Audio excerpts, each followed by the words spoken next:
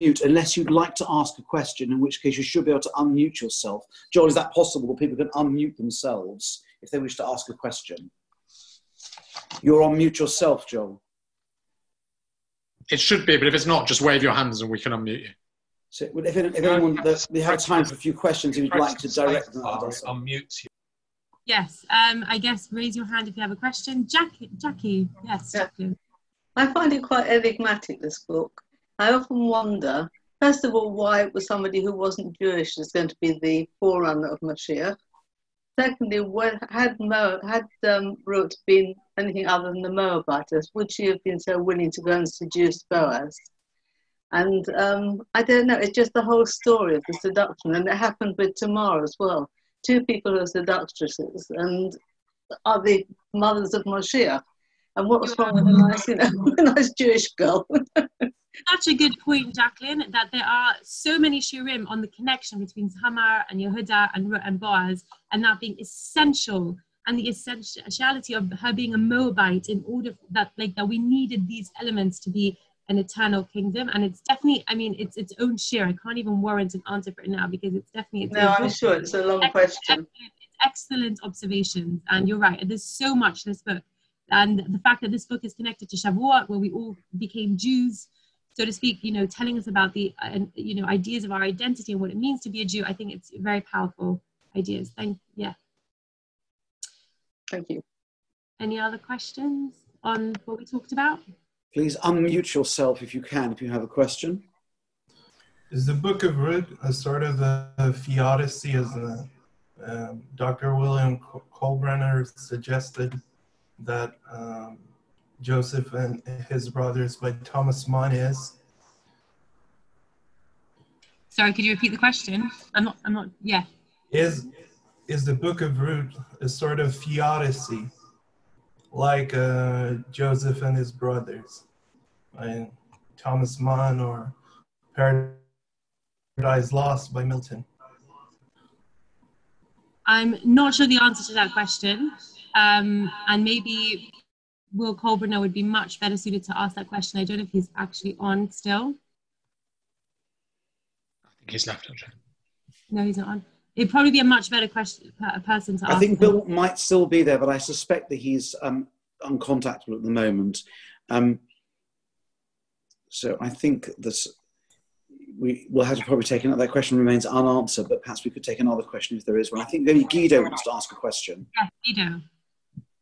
I mean, looking at the story of Ruth and Naomi and Boaz, I always found that it actually is a contrast between people acting purely out of selfish reasons, which is the way I see Naomi, and people acting out of love, which is what I see with Ruth and Boaz.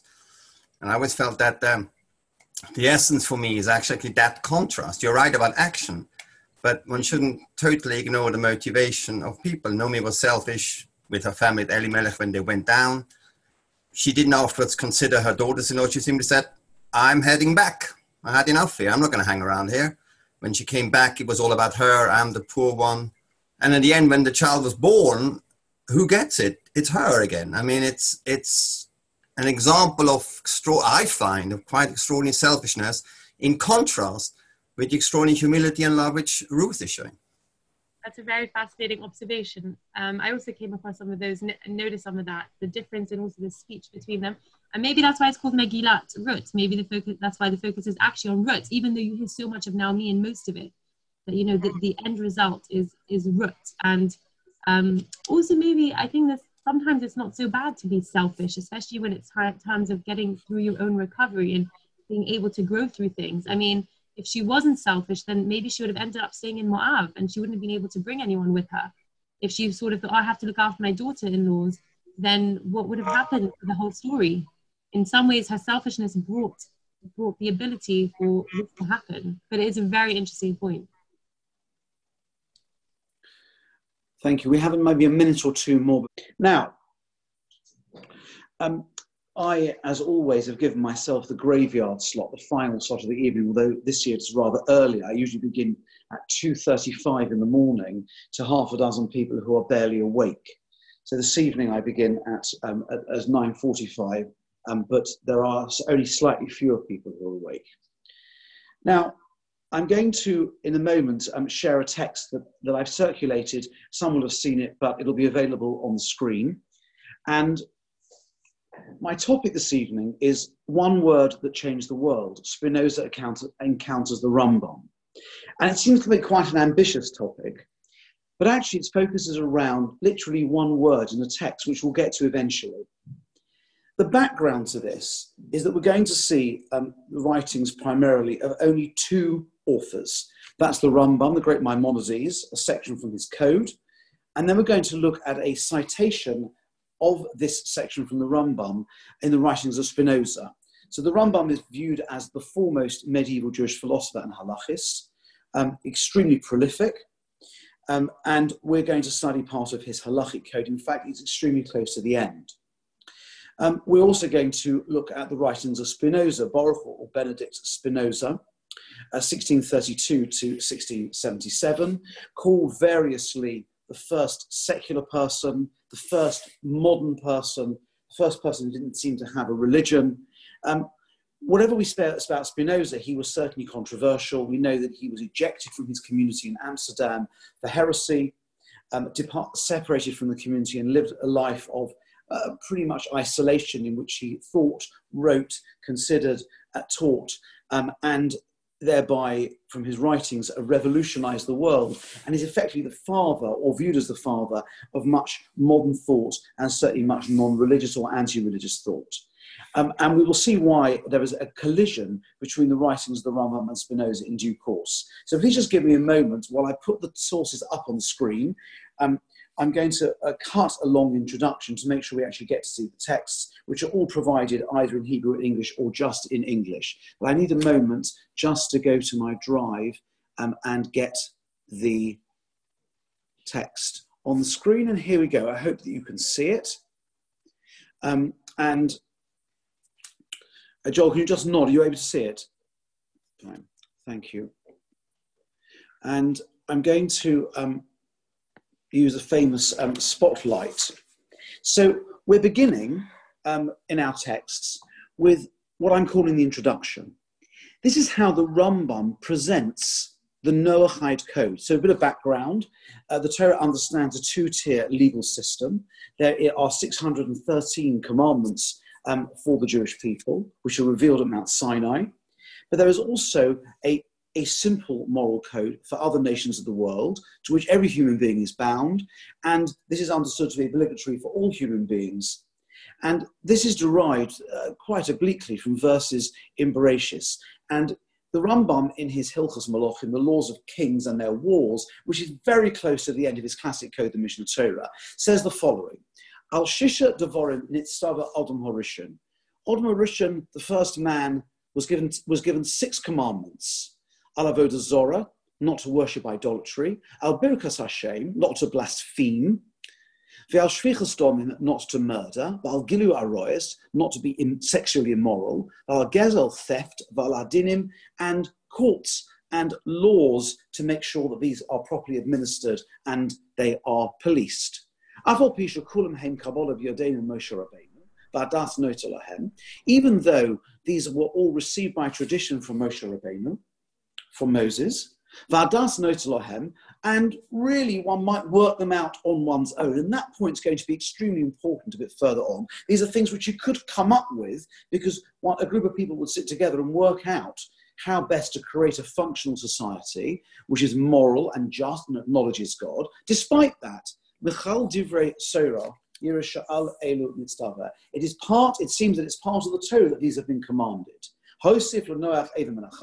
That's 6, and Noah is forbidden, and the verse is quoted, to take a limb of a living animal, and that makes it up to 7. Nimsu Sheva mitzvahs. You find that is a total of 7 mitzvahs, and so the world. Well, I'm not reading the rest of it until Avraham, and then eventually Avraham becomes the father of a nation. He's given circumcision, and he develops prayer, and eventually we get down to when the Torah is given to create all the rest. So that is our first text.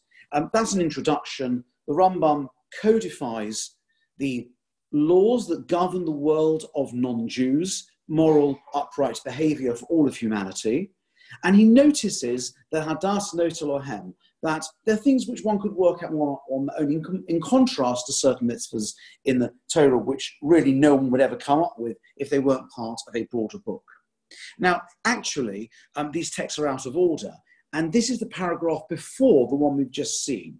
Now, we continue with this piece of the Rambam, and you'll see I have underlined a bit, because this line, the one that's underlined, is the one which is controversial and which attracted stronger opprobrium from Spinoza, as we'll see in a moment. But here is the piece. This is the Rambam writing in his Laws of Kings and Their Wars, 8:11, which is actually the paragraph just before the one we read.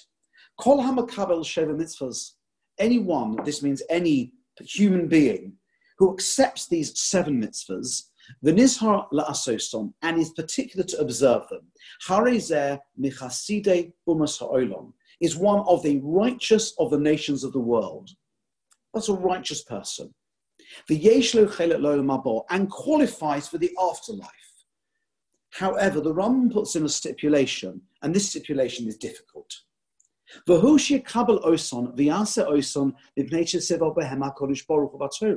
That, but that's only if he accepts them and performs them because God commanded them in the Torah.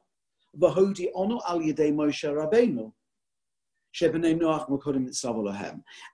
that God through the Torah informed us through Moshe that the Noahides had already been previously commanded, meaning that although these laws do indeed appear in the Genesis story, part of the universal part of the Torah prior to the revelation, ultimately their source of authority is in the Sinaitic revelation, and therefore, according to this, one must observe them as Sinaitic, as part of a divine revelation. Avalimason, and here's the other controversial part that is underlined. Avalimason mipnei hechradas. But if one observes these laws because one's worked them out, hechradas means you've derived them, you've worked them out. You think they're logical and convincing. If you do that, ein zeh ger toshov, you do not qualify. Ger toshov is a category of Gentile who observes the 7 mitzvahs, who lives in the land of Israel, is effectively part of the Torah system, but nonetheless never becomes a Jew. It's not a convert. Such a person who observes all of these laws, but because they have derived them themselves, but without accepting a revelation, they don't qualify as a ger toshov. And they are not one of the righteous of the nations of the world, nor one of their wise ones. So it's very harsh, and it makes it very difficult to understand. There are huge swathes of the world, and far more in the time of the Rambam than there were today, of people who make moral choices, who make decisions which they regard as right and true, and live lives according to those values, but they've never heard of revelation. They've never heard of Mount Sinai. They've never heard of Moshe. They've never heard of the Torah. And according to the Rambam, they are excluded from, if you like, from the category of those who enter the afterlife. They're not righteous. They're not wise. It's a very, very difficult piece, and it's attracted a great deal of attention. But the most significant, I think, for modern philosophy, the most significant treatment of this lies in Spinoza. So Spinoza wrote a number of important works. The ethics which followed this work is probably more significant, and this is viewed, the Tractatus Theologico-Politicus, a title which was later, as it were, pirated by Wittgenstein in his Tractatus Logico-Philosophicus. But the Tractatus was written in Latin, as were all of Spinoza's works. Fortunately, he had translated for us into English. And I'm focusing on chapter 4 and a little more of the text further on, in which it lights on the subjects of universalism and natural law.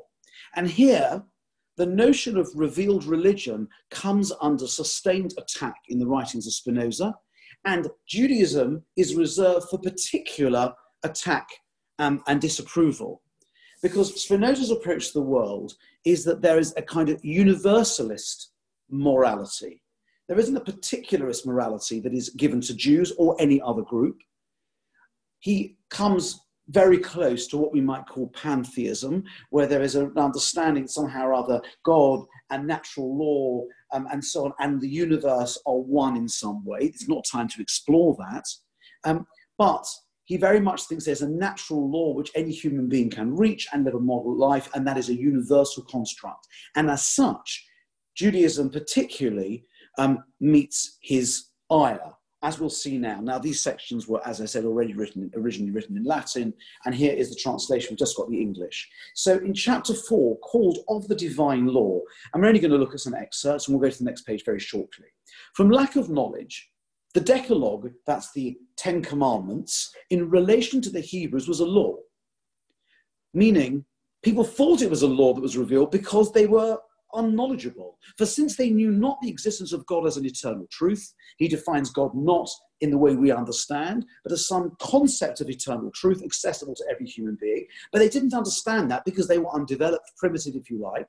They must have taken as a law that which was revealed to them in the Decalogue, namely that God exists and that God only should be worshipped. They misunderstood the nature of these laws. They took it to mean that they were being spoken to by a God that they had to worship.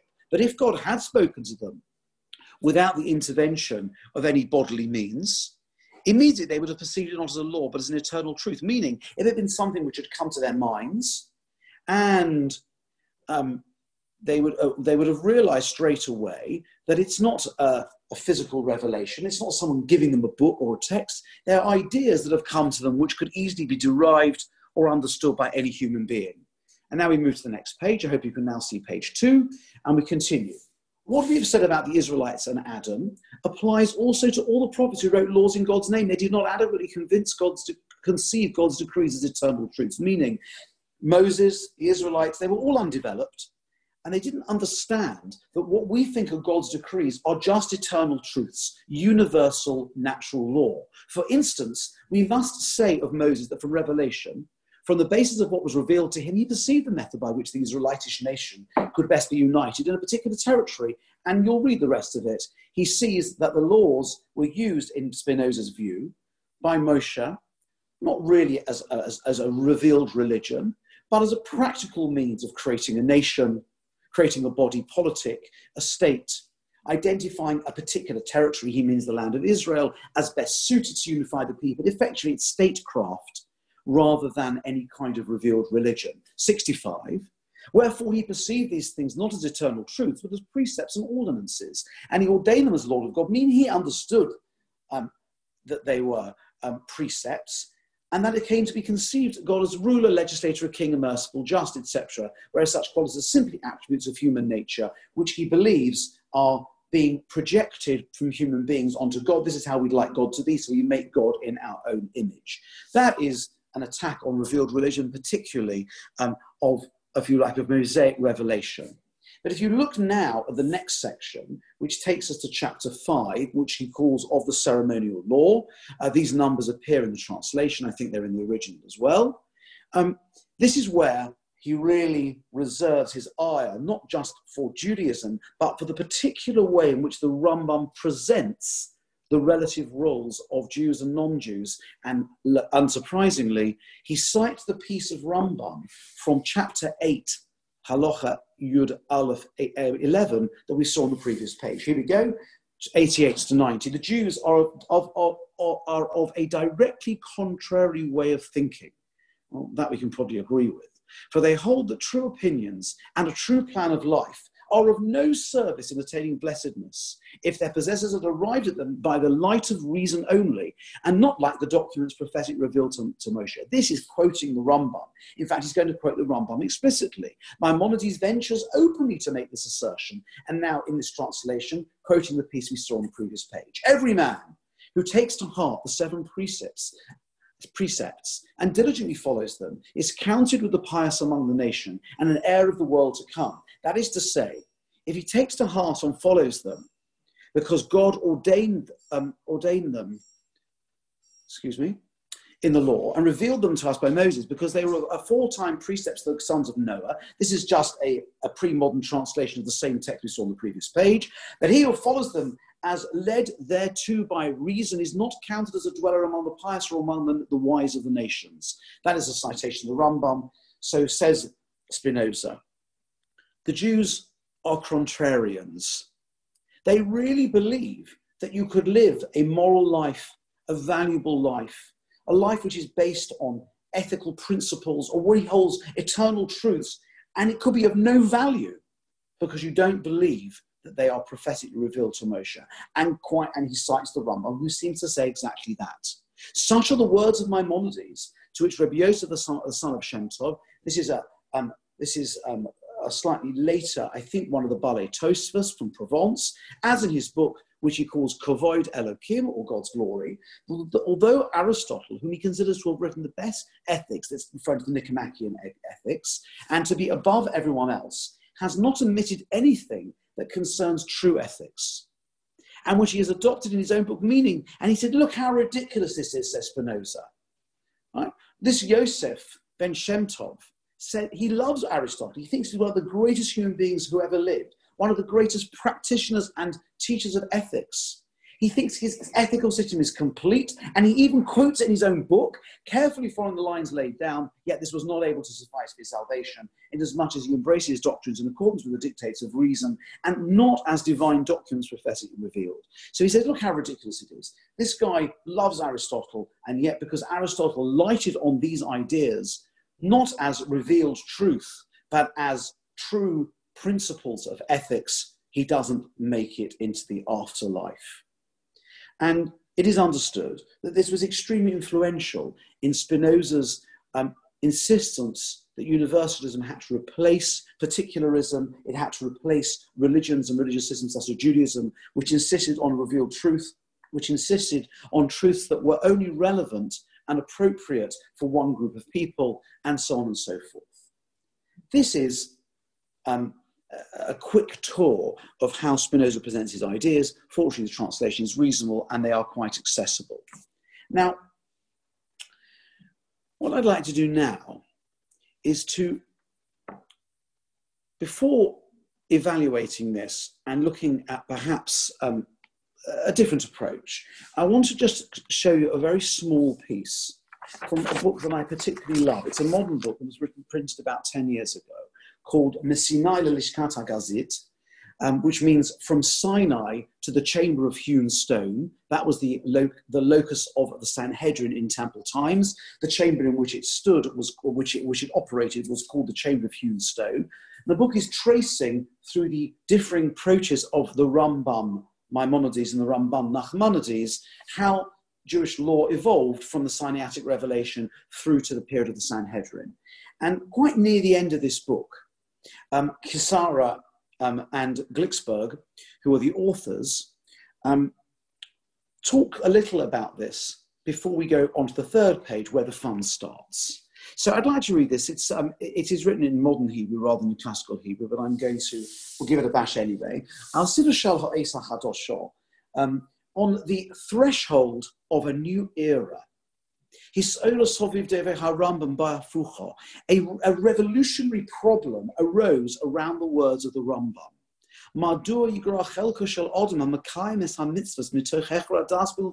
Why should the portion, it means the outcomes for people who fulfill the mitzvahs because they come to them through reason alone, be weaker than those who understand it through revelation? Exactly the point we were discussing. And of course, we know which Rambam he means. He's talking about the controversial Rambam in the Laws of Kings 8:11, which you saw on the first page. Because Spinoza, a particularly blunt kind of a critique of this appeared from Baruch Spinoza. Ladata, in his opinion,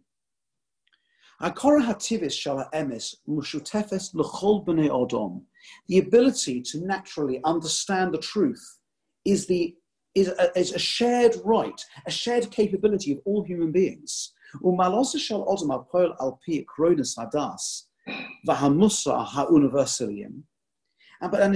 the level of a person who works all this out through using logical principles and universal ethics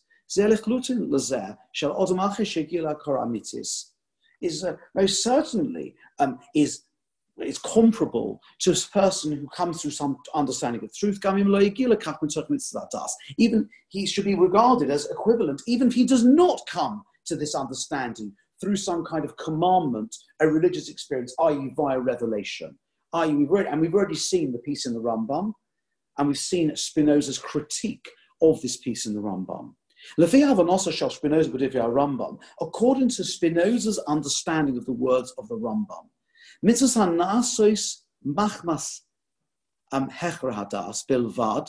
according to the way Spinoza understands the Rambam,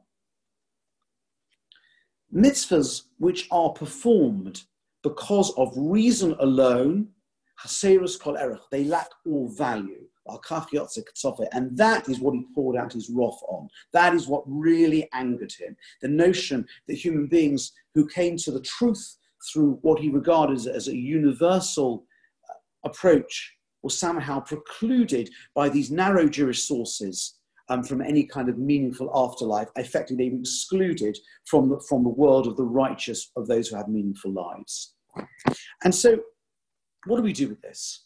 We only have one more page. And this page is where the fun starts, as I said before. Now, sorry, you didn't quite get to see. Apologies. Some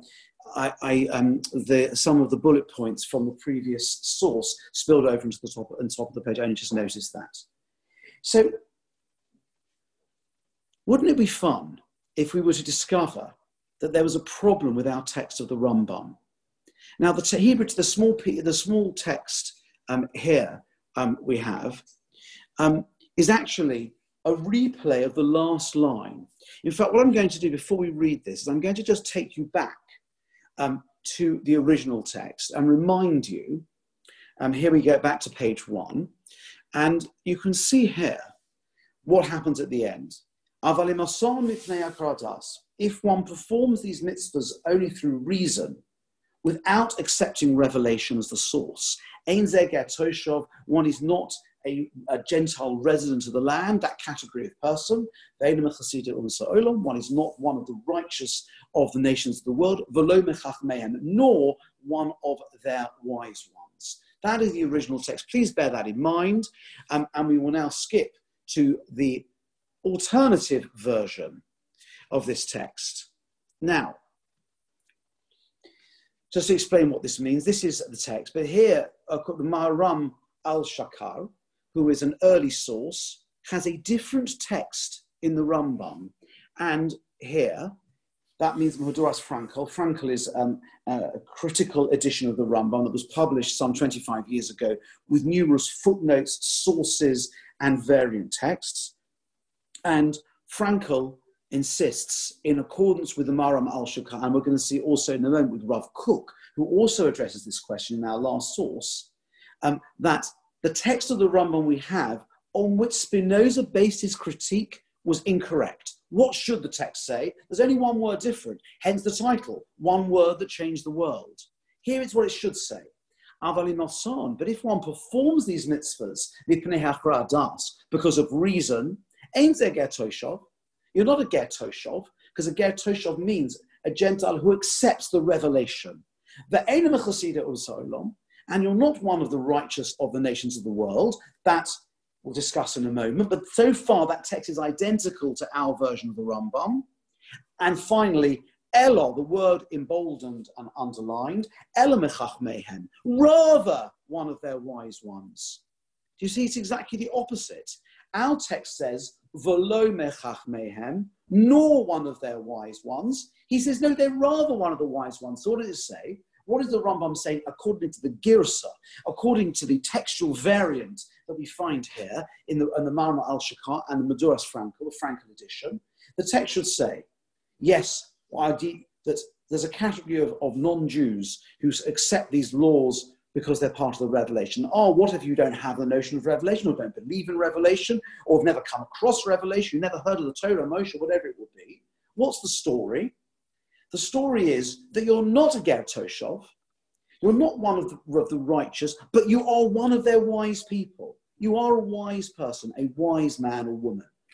Now, the distinction is extremely significant. It might not seem so. It's extremely significant because if this text in the Rambam is correct, it's telling us that, in fact, by whatever means you understand the basic moral code, whether by revelation or whether by some logical derivation, what Spinoza would call understanding eternal truths, that's effectively what the Rambam is saying, then you are part of the system. It could be that you can't be considered one of the righteous of the nations of the world without having be participant in revelation. You're a wise person, you have a proper contribution, and you are in the category of people who have made it and are successful and are, as it were, part of those to be revered in the list of people who are considered made it by the Rambam. It's a completely different understanding.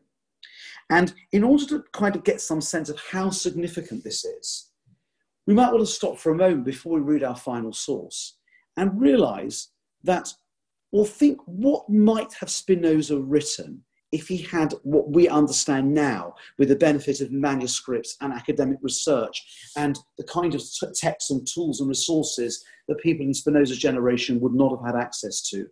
How might have Spinoza written chapter 5 of the Tractatus differently?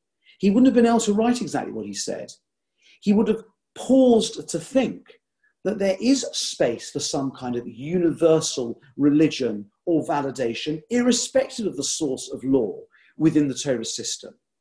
The Torah, in fact, even according to the Rambam, espouses a far broader, more inclusive and universal approach, just by the changing of this one word. It seems to me certain that while Spinoza was never going to return to full Jewish observance, and he was never going to turn up in a strimal at the local shtibel, he may not have had quite the same animus towards revealed religion, which allowed in this view a space for logic, understanding and universalism to a much greater degree than Spinoza could ever have imagined.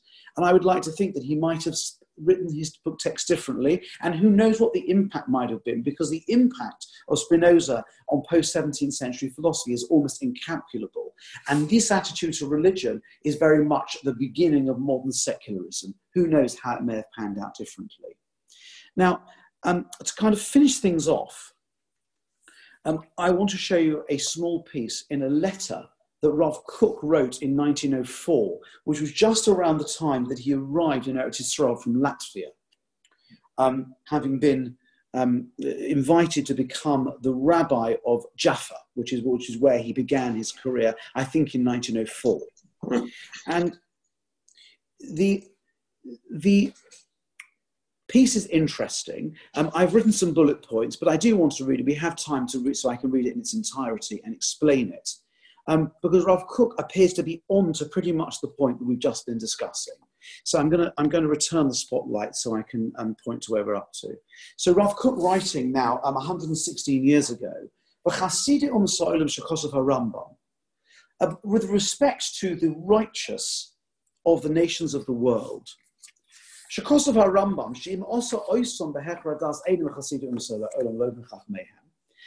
Rambam write that if one accepts these 7 rules through logic and reasoning rather than through revealed law, one is not one of the righteous of the nations, nor, you can see that he initially quotes the original text, nor of their wise ones. The correct version of the text, the Elamachach Mehem.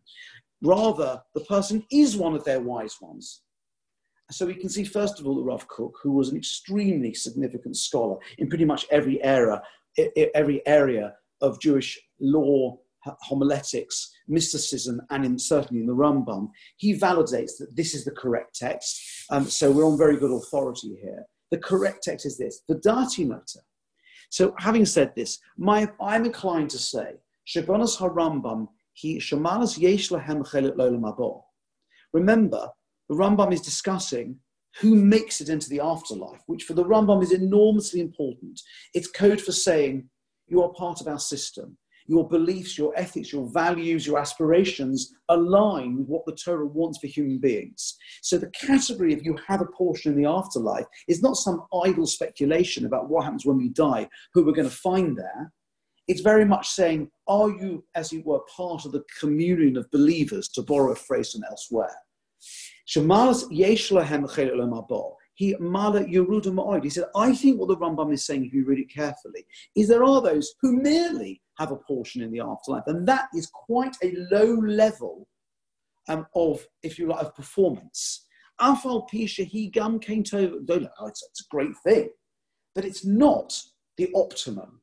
Aval kivin she'afilu rishoyim va'am he'oret she'Yisrael zochim lo. But since even wicked people and ignoramuses amongst the Jewish people, zochim lo, they have such a portion. Remember, the first Mishnah in Perek Chelek, the 10th chapter of Sanhedrin says, Kol Yisrael yesh lohem chelek la'olam haba. All Israel, irrespective, wicked, righteous, ignorant, learned, they all have a portion in the world to come. So great. I mean, that's very nice. But that means it must be the lowest possible entry point. Since even the wicked and the ignorant merit this, it must be on the rungs of spiritual opportunity at the lowest ebb. Rambam sover, and the Rambam holds,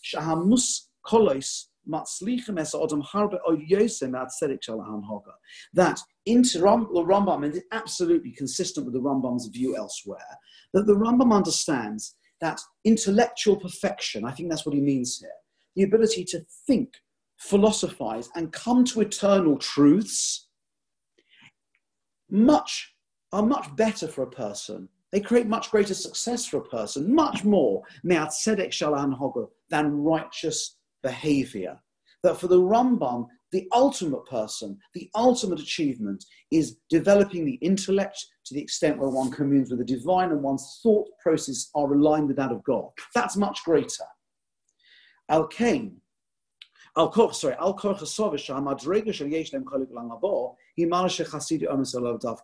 why the Rambam understands that the level of one has a portion in the afterlife, this is the level of the righteous of the nations of the world.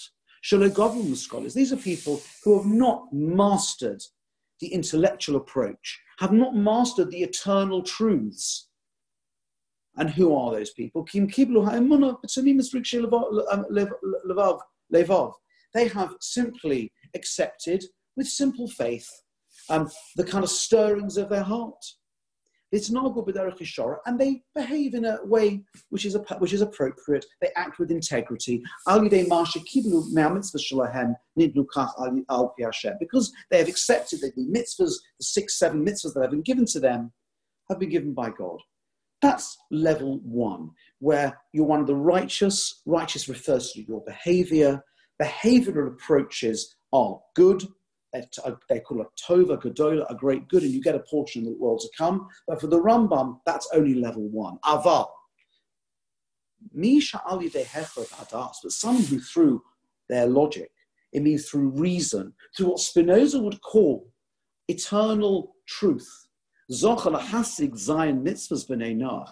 able to apprehend and derive and think through as it comes through logic and understanding these 7 mitzvahs. He's a person of wise heart and filled with understanding. Only such a person is nechshav m'chachmeim. Only such a person can be counted amongst their wise men and women. Shemalas ha'chochma, because the level of wisdom, he gedola ma'od, is very great, much greater than just being a righteous person who merely gets a portion in the afterlife because they've not yet attained the wisdom that is only available to those who derive and understand these things through the intellect. But obviously they get a portion in the afterlife. Everyone gets their position, their holy position. It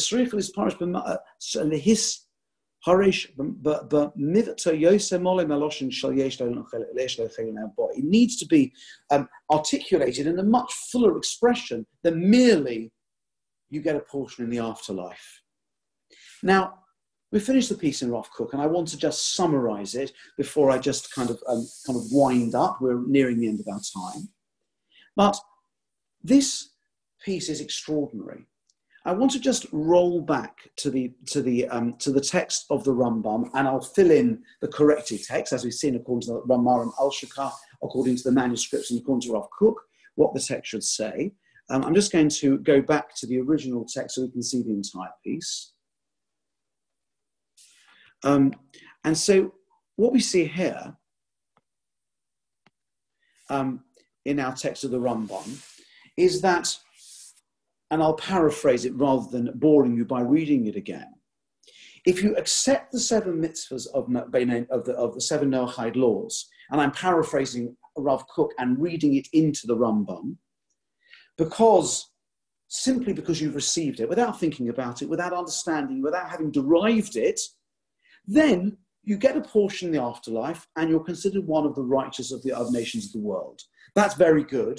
However, if you do it because of one understanding, you're not a ger toshov, you're not one of these groups of people who merely accept, nor chasidi umas ha'olam, the righteous of the other nations, which the Rav Kook has understood to mean someone who is in the system but just about. Ella, remember I'm now reading the interpolated corrected text, Ella mechach mehem, rather that person is one of their wise ones. Now it's a very interesting reading, and I'm going to now come off the shared screen because we finished the sources. And I think that you'll agree that Rav Kook's reading is very inventive. I do think it can be read convincingly. Back into the text of the Rambam. But again, what Rav Kook, it seems to me impossible that Rav Kook was not familiar with the passage in Spinoza, in the Tractatus, that critiques the Rambam. He's speaking directly to it. He's talking about the ability of human beings to apprehend universal truth. Truth which is not contingent on revelation, which is not contingent on saying, we're terribly sorry, the whole of China and Africa, because you'd never heard of the Torah and revelation. You're excluded somehow from the corpus of believers and purposeful people. The Rambam, Rav Kook completely rejects this idea because he says the correct understanding of the Rambam is including and validating and perhaps even reifying those people who are capable, if perhaps only a minority, of truly understanding and deriving these ideas from logic rather than merely relying on revelation. It's a creative reading. But as I said, I think what Rav Kook is doing, it is attempting, and this is, I remember a difficult conversation. I will admit it was during my PhD viva a number of years ago, that I was asked to explain the nature of the harmonizing techniques of Rav Kook. And I suggested that Rav Kook is a big tent harmonizer rather than some of the Hasidic thinkers who are small tent harmonizers. And what I mean by that is that rather than trying to harmonize within a corpus of text, what Rav Kook tries to do is take things from outside the tent and demonstrate that they can be harmonized very often and integrated in quite radical and unusual ways. And what Rav Kook is doing, in my opinion, is he is demonstrating that had Spinoza had the correct text in the Rambam, he would have been able to see that the universal truth, the sense that it's possible for every human being to find a meaningful space, irrespective of how they come to this basic moral code, is in fact the Rambam's worldview, and that Spinoza didn't need to go down this path. Who knows what would have happened had the Rambam had, bearing in mind that Spinoza spent his life processing his own experience. And he was treated in a particular way by the community in Amsterdam in their context. And there's lots to say about that, about whether it was right, wrong. That was the way things were done and dealt with in those times. Today we'd invite them to Shabbos lunch. That's just how it works. But the point is that Rav Kook does something which is he's extraordinary genius. He reads Spinoza but doesn't tell you he's read Spinoza. He then shows you that the universal ethic is not only not rejected by the Rambam, but in fact is part of the Rambam's corpus of understanding. And just possibly, this word, the change of the text in the Rambam from the word v'lo mechach mehem, not as one of their wise people, to the correct one, ella, rather, creates a world in which the ability to understand ideas through logic is not only part of the system, but in many ways is preferable and perhaps something only accessible to a small minority, of whom Spinoza would certainly have been one. So I have finished, and I did promise we would finish by 10:30. I can take a couple of questions, having now got to the end if there are any, although I imagine you're all desperate to leave. Ruth Bronside is waving her hand, but you'll need to take yourself off mute to speak. You're off mute. Okay. Forgive my ignorance. How many known texts are there from Rambam, and how are they dated? I don't know the answer to either question, but I will give a rabbinic answer, which is that the nature of a vast body of literature, which prior to Gutenberg was transmitted through written, copied manuscripts, means that it's absolutely inevitable, both in Jewish and other sources, that there are variants. And it's also true that the writers of the style of the Rambam constantly revise their texts until their death, and therefore there were probably different versions that were released, which may well have actually been authorized original Rambam versions, and we never know which one they are. So some of them are traced back. You know, one of the great activities of the lower critics in that kind of academic world is to engage in the search for the Ur text, which I'm sure is something you've come across, which means there must have been an original text, whether it's a biblical text or others, and that's the original text, i.e. pre any kind of change. I'm not a manuscript expert, is probably evident from everything I've said. But the fact that there are variant texts is common in all literature of this sort, and certainly texts which long predate Gutenberg and which were reliant on prior to a certain point on hand-transcribed manuscripts. And you're well aware, of course, of the joke. I think I'm allowing myself a joke at this time of night about the new monk who went into the scriptorium, and because he was insistent on copying from the original rather than from a copy, and eventually discovered that the word was celebrate. Right.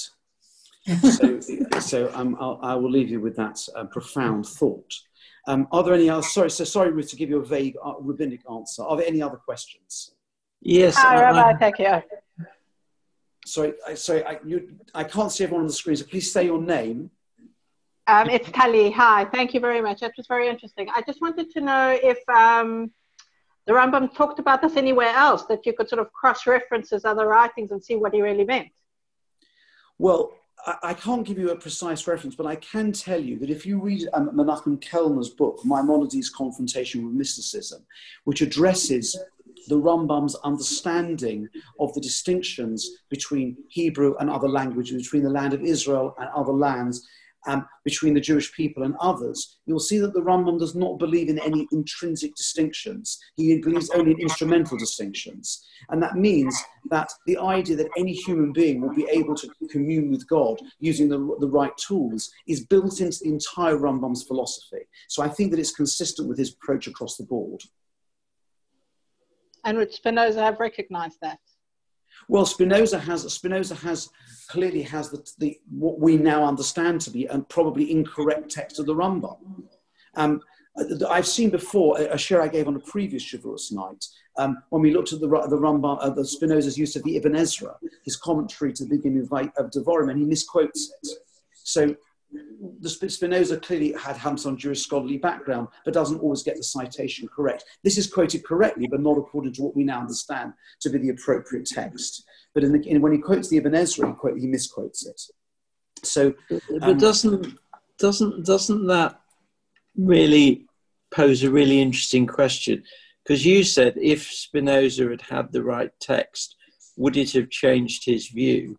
But that depends on whether his view was a settled thing and yes, he was searching for texts to demonstrate it.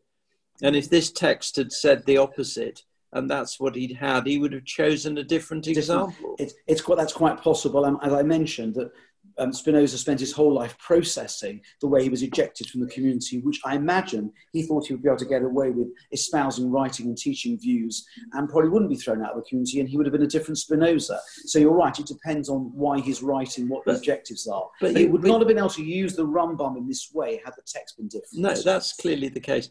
But the other thing that you said, which is, I mean, I think that the revised text is much more comfortable from an ethical perspective. But it does seem to me there is a difference between people who, and maybe this is what Rav Kook is saying, but doing something because you believe it and you believe in an afterlife is one world, and doing something because you've derived it, but without any context for that derivation and without any belief in an afterlife, makes the reward perplexing in the sense. But I agree.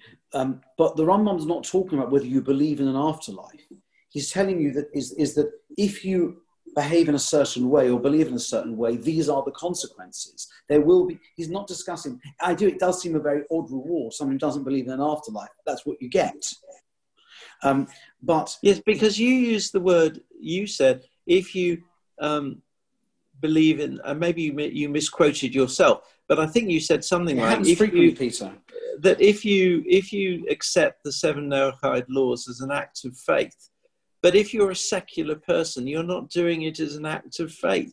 Right, and you're doing it because if you think this is a moral, ethical code, it's because you've decided, worked out, discussed by whatever process, but it will not be by revelation, otherwise you wouldn't be an atheist. No, exactly. So it can't be as an act of faith. Right. And the problem is, if it's not an act of faith, if circumstances change, you are completely at liberty to, I mean, a bit goes back to the Bill Colbrenner thing, isn't it? That if you derive the Noahide laws, but circumstances then arise where they are unhelpful, you're at perfect liberty to change them. The difference is that we are not. Spinoza would disagree with that. Spinoza would say that universal law means there are universal truths which transcend circumstance. And so this is a disagreement between a kind of shifting subjective morality and the notion of an objective morality. Spinoza subscribes to eternal truths. He subscribes to the idea of an objective morality. He just does not believe it comes from revelation. And so I think you're going to struggle with that, whether you are an atheist or not. You're going to have to fight with Spinoza. What does Spinoza do when these rules don't fit anymore? If you're told it by revelation, revelation means you're stuck with it. But of course, but the problem anyway, because it's an ethical derivation. Yeah, the problem is the word eternal. Yes. I mean, it's very difficult to sort of introduce the concept of eternity without the concept of some. And it's important to understand that my Latin is, I haven't done Latin since O level, which I just working out was 36 years ago. And so I can't read it in the original, and we are at mercy of the translation. Eternal might be a poor translation. It might mean some kind of existential truth, and we'll have to leave that point because we haven't got access to the Latin text here.